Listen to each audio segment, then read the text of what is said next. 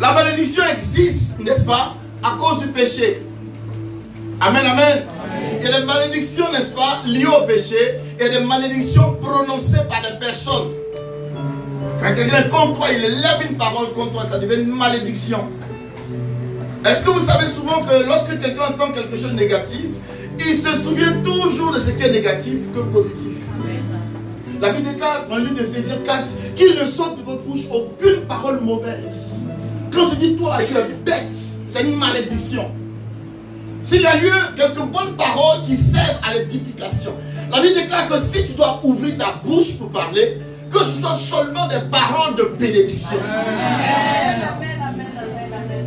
Chérie, j'aime pas ce que tu as fait, mais je veux croire que le Seigneur te transforme. Parole de bénédiction. Voici un homme qui ne va jamais changer.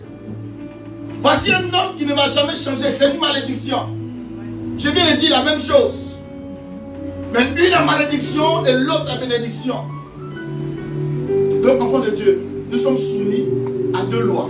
La loi de l'obéissance qui nous apporte une bénédiction automatiquement.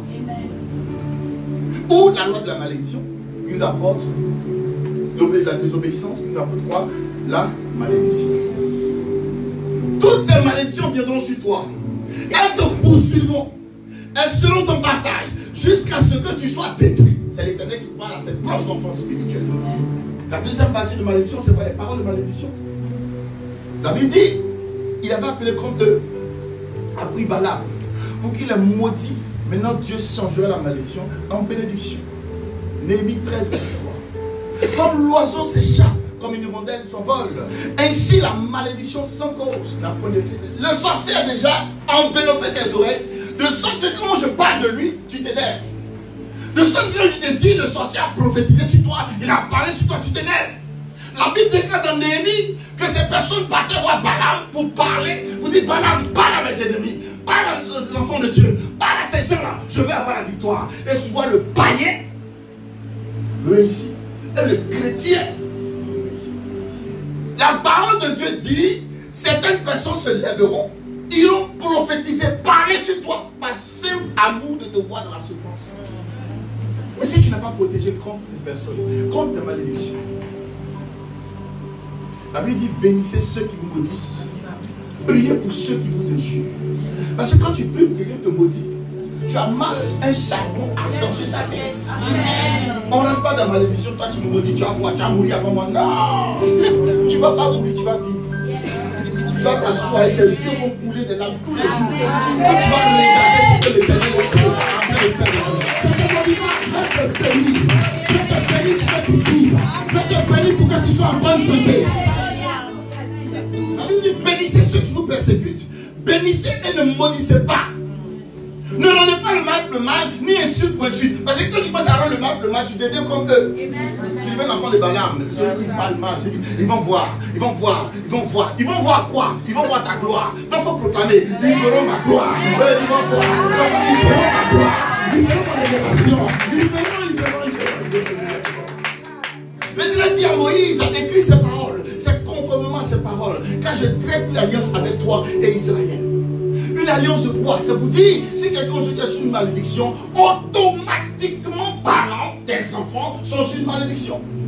Et l'Éternel savait que ça allait prendre 200 ans pour arrêter une malédiction. Donc il est venu, il s'est fait lui-même malédiction. Alléluia.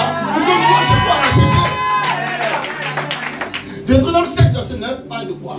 Mais parce que l'Éternel vous aime, parce qu'il a voulu tenir le serment qu'il avait fait au Père, l'Éternel vous avait fait sortir par sa main puissante. Il vous a délivré de la maison de la servitude, de la maison de Pharaon et du roi d'Égypte. Pourquoi un chrétien encore en train de servir le monde, en train de servir le péché? Non, papa, je ne vais pas me détacher. Tu ne vas pas te détacher parce que tu n'as pas encore accepté Jésus-Christ comme Seigneur et Sauveur. Parce que quand tu as accepté Jésus, il t'a fait sortir du monde. Il t'a fait sortir d'Égypte. Il t'a fait sortir de toute malédiction. Il t'a fait sortir des lignes de famille, des lignes de parents. Quelqu'un dit amen. Il te donne ses promesses en disant, Isaïe 35, verset 9. Sur cette route, point de lion. Il n'y aura point de lion. Il n'y aura point de bête féroce. Personne ne te rencontrera qui pourra te faire du mal. Seuls les délivrés marcheront sur cette voie. Ça veut dire que quand j'accepte Jésus-Christ qui m'a délivré, il ne mettra pas un lion sur mon chemin. Il ne mettra pas de personnes féroces. Tu dis la main de Jésus-Christ, tu l'habites, Dieu t'a dans sa main. Et personne ne peut te bloquer, personne ne peut t'enlever. Alors je crois ce soir dans le précieux nom de Jésus-Christ de Nazareth que celui qui accepte sa destinée de chrétien, alléluia, tous les hommes féroces, les femmes féroces, les bêtes sauvages, les personnes qui détruisent la vie de quelqu'un, en moins de mois, en moins d'une semaine, je déclare dans le nom de Jésus-Christ qu'ils sont rasés de ton chemin. Somme dit, qu'ainsi disent, Somme 107, verset 2, qu'ainsi disent les rachetés de l'Éternel, ceux qu'il a délivrés de la main de l'ennemi. Si tu es racheté, tu as une nouvelle manière de parler. Si tu es racheté, tu as une nouvelle manière de concevoir la vie. Si tu es racheté, l'offrande n'est pas un poids pour toi. Si tu es racheté, servitude n'est pas un poids pour toi. Je suis racheté, le Seigneur m'a béni, le Seigneur m'a oint. Donc à partir d'aujourd'hui, je commence à avoir un nouveau langage, le langage de victoire, le langage d'espérance, le langage de foi, le langage de... Chacun de vous ici a une connexion divine dans ta vie. Ils sont là, ils nous attendent. Demande simplement à Dieu, Seigneur, ouvre mes yeux, conduis-moi, Seigneur. Chaque matin avant de sortir de ta maison, et là, tu vas dire, Seigneur, donne-moi de rencontrer des connexions divines. Donne-moi de rencontrer des personnes d'amour, des personnes qui vont transformer ma vie. Ne laisse pas ta situation dicter ton futur. Naomi n'a pas accepté sa situation. Elle a réfugé sa situation. Elle a réfugé la situation de lui. Moi je crois qu'il y a une bénédiction pour tous et chacun de nous qui est caché dans l'eau quelque part. Que le diable a fermé, ils ont creusé si loin, ils l'ont mis si loin. C'est pourquoi la Bible déclare, tu chercheras le trésor de Dieu comme un trésor qui est caché au fond de la terre. Chacun de vous assis sur une mine d'or, une mine de diamant. Mais le diable, votre ennemi, il fera tout pour que vous ne puissiez pas voir cette chose. Mais Ruth a refusé la pauvreté, elle a refusé son statut de veuve, elle a refusé son statut de femme seule. Elle s'est prédisposée à la bénédiction. Et tout à coup, la bénédiction, la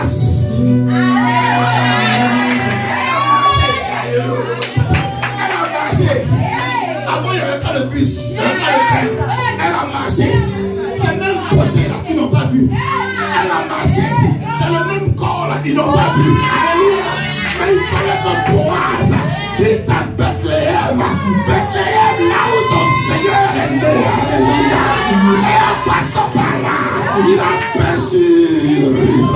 Enfant de Dieu ce soir, le boulot que tu sais de Canada a perçu. Il va percevoir ton résumé. Il va percevoir ton CV. Il va percevoir que tu es désespéré. Le docteur